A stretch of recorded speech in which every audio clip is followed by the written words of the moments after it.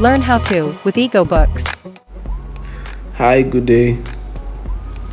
Today we are going to look at invoice settings in your Egobooks.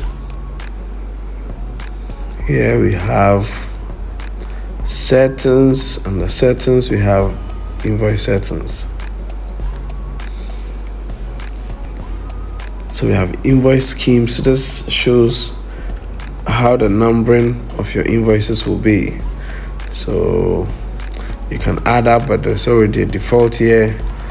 What type of numbering do you want? Do you want sequential, start from 1, or you can start from the number that you want? So here we have so let's use, for instance, branch 1. Now, for as many branches as you have, you can have a different setting for your invoice. So let's say branch 1, do you want the numbering to be random or sequential? So let's say sequential, we'll save it. Good. So here we can start, let's edit. We can start from, so you want your invoice to start from 00010. That's where you want it to start from. You don't want it to start from 1. So number of digits, let's say 4. Good.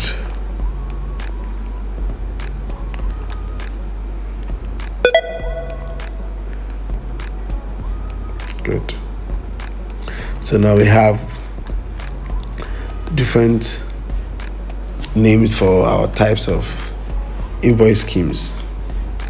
Now we go to the layer itself, the invoice layout. We also have a default one. Let's look at it. So here we have the name, the design. The design can be either any of these, whether classic, elegant, detailed for normal printer, and all this.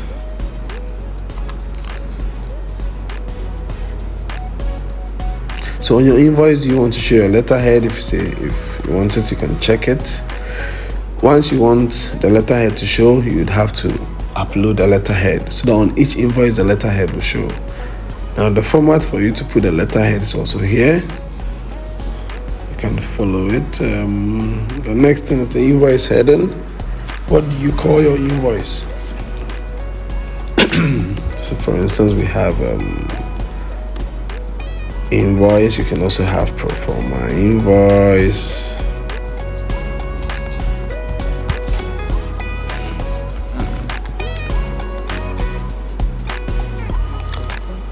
So this is for an invoice that has not been paid for. So you can have a different heading for an invoice that has not been paid for, and another for an invoice that has been fully paid for. So we have pro forma invoice heading. So you can put what you want, quotation heading, the sales ordering heading. Based on what you want, you can put them there. You have the invoice number label. You have quotation number label. You have date label, due date label. The due date is the time that the payment is going to be due. So date format, date time format. You can enter it and change the format in which you want.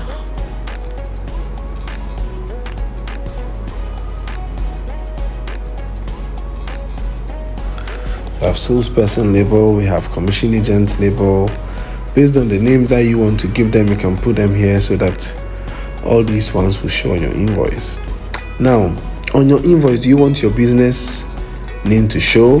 If yes, if not, you uncheck it. Do you want to show your location? Do you want to show salesperson, the person who's dealing with your customer? Do you want to show the commission agent? If you want it to show, you check it. If you don't want it, you uncheck it. So fields for customer details. Do you want to show customer information? If yes, Now, what information about the customer do you want to show? So what label would you want to give your customer? As a customer or as a client? Do you want to show the client ID in the system? If yes, so the label for the client ID, do you have a particular name you want to give it? Let's say customer number. Good. Do you want to show the reward point? We have reward point as a whole tutorial on its own. You can check more videos on our channel and you see that you have. Do you want to show the reward point on the invoice? They are custom field. All these ones, once you change them in your labels, it will automatically come here for you to check. This product label. What name do you want to give to your product label? So you put it there. Let's say the product, or you can have item, the quantity. So the label for your quantity, you can have quantity, you can have short form of quantity, how you want it. The unit price, you can have unit price or price. Okay, subtotal.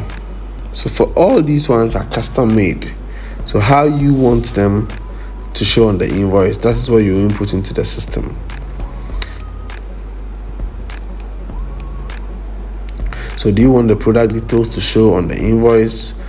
What do you want to show if you wanted to? Now, do you want to show the brand? Do you want to show the product number? Do you want to show the category? Do you want to show the sales description? Once you wanted to check it, if not, you uncheck it. And do you want to show the product description? Do you want to show the expiry of the product?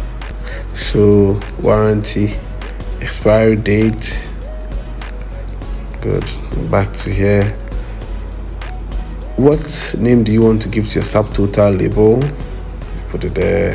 Name the tax label. This is say VAT. Say tax. How you want it, you input it that way. So here we have amount paid, the total due. If you want to say it's a total. Good. Total due label, let's say. So it can be balance. Good.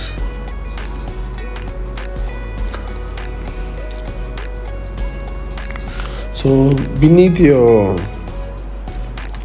invoice, do you want a message, custom message? You can have, let's say, thank you.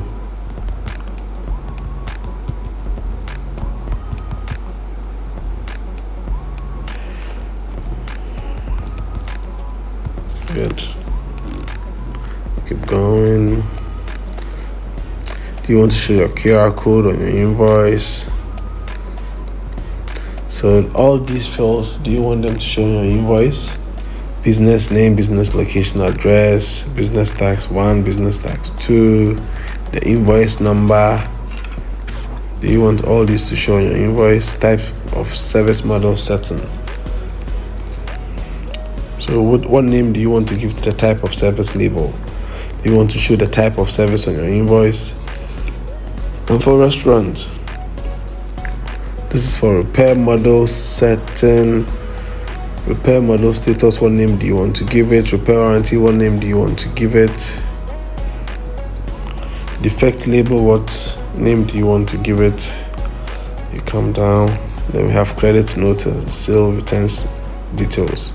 So what name do you want to give to the heading? What name also do you want to give to the reference number? Once you are done entering all these ones, you can update it for it to take effect. So done the update, and there we go.